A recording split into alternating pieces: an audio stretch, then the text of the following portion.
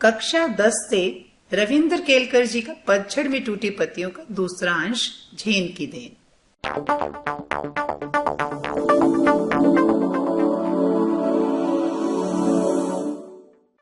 Zen की then का सार है।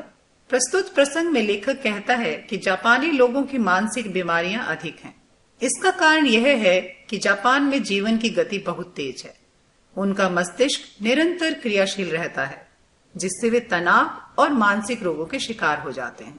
लेखक आगे बताता है कि जापान में चाय पीने की एक विशेष विधि है, जिससे मस्तिष्क का तनाव कम होता है। जापान में इस विधि को चा नो यू कहते हैं।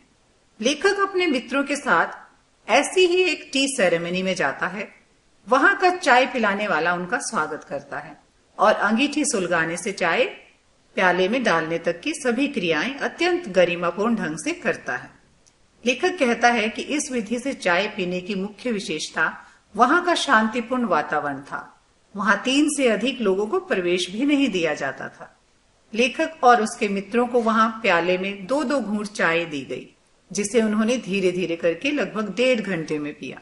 तब लेखक ने अनुभव किया कि वहां का वातावरण अत्यंत शांत होने के कारण उनके मस्तिष्क की गति भी धीरे धीरे धीमी हो गई थी।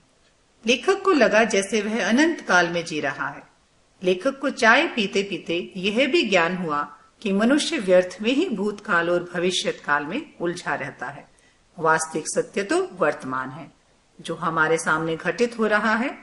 वर्तमान में जीना ही जीवन का वास्तविक आनंद उठाना है। इस पाठ से कुछ कठिन शब्दार्थ हैं। व्यवहारिकता, इसका अर्थ है समय और अवसर देखकर कार्य करने की सूझ। प्रैक्टिकल आइडियलिस्ट, इसका अर्थ है व्यवहारिक आदर्शवादी। सजग का अर्थ है सचेत। शुद्ध सोना यानी बिना मिलावट का सोना, जिसे 24 कैरेट भी कहते हैं। मानसिक मैंने मस्तिष्क संबंधी या दिमागी।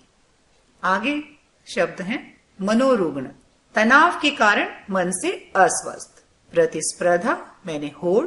पर्णकुटी का अर्थ है पत्तों से बनी कुटिया, और विस्तृत मैंने विशाल। इस पाठ से कुछ प्रश्न उत्तर हैं। चाजीन ने कौन सी क्रियाएं गरिमापूर्ण से पूरी की? उत्तर है चाजीन जापानी विधि से चाय पिलाने वाले को कहा गया है। जब लेखक और उसके मित्र वहां चाय पीने गए तो उसने कमर झुकाकर प्रणाम किया और बैठने की जगह दिखाई। उसके बाद अंगीठी सुलगाकर चायदानी रखी। वह दूसरे कमरे में जाकर बर्तन लाया और उन बर्तनों को उसने तौलिए से साफ किया। इन्हीं क्रियाओं को उसने अत्यंत गरिमापूर्ण ढंग से पूरा किया था। अगला प्रश्न है, चाय पीने के बाद लेखक ने स्वयं में क्या परिवर्तन महसूस किया? उत्तर है चाय पीने के बाद लेखक ने महसूस किया कि उसके दिमाग के दौड़ने की गति धीरे धीरे धीमी हो रही थी। कुछ देर बाद तो दिमाग की गति बिल्कुल बंद हो गई और उसका दिमाग पूरी तरह शांत हो गया। लेखक को ऐसा प्रतीत हुआ मानो वह अनंत काल में जी रहा है।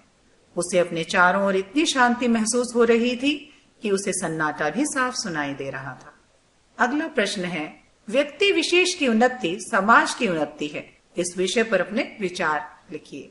किसी भी समाज की उन्नति उसके व्यक्तियों पर निर्भर करती है। यदि व्यक्ति उन्नति करता है तो समाज की उन्नति अपने आप हो जाती है। एक व्यक्ति से ही परिवार बनता है, परिवारों से गांव बनता है और गांवों से देश और समाज का निर्माण होता है। एक व्यक्ति की उन्नति का प्रभाव सीधे समाज पर पड़ता है। अतः कहा जा सकता है कि व्यक्ति विशेष की उन्नति समाज की ही उन्नति है। लेखक ने किसे मिथ्या कहा है और क्यों?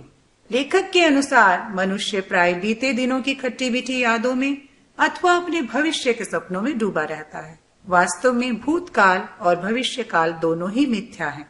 भूतकाल बीत चुका होने के कारण व्यर्थ है तथा भविष्य काल के विषय में मनुष्य कुछ जानता ही नहीं। इनमें से एक तो चला गया और दूसरा अभी आया ही नहीं। अतः दोनों के बारे में सोचना व्यर्थ है। एक नए पाठ के साथ हम फिर मिलेंगे। धन्यवाद।